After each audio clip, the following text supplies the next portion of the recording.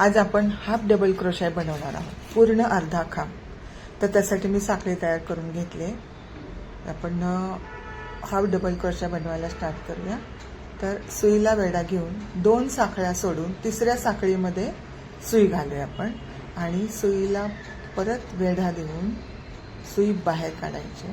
पूर्ण 3 टाके सोडून द्यायचे। 3 टाके येतात सुईवर, ते 3 टाके सोडून द्यायचे। एक पूर्ण अर्धा खांब तयार होतो, म्हणजे हाफ डबल क्रोशे। असंच करत पुढचे खांब तयार करायचे। आधी सुरुवातीला आपण 2 साखळ्या सोडल्या होत्या, तर त्यानंतर आपण 2 साखळ्या नाही सोडायच्या, पुढे एकच साखळी म्हणजे पुढच्याच साखळीमध्ये आपण खांब तयार करायचा, पुढच्याच साखळीमध्ये।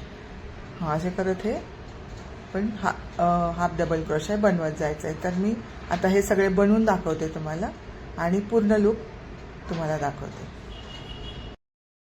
हा आहे आपला फायनल लूक। आणि अशाच व्हिडिओ बघण्यासाठी तुम्ही मला लाईक, शेअर आणि सबस्क्राईब करा।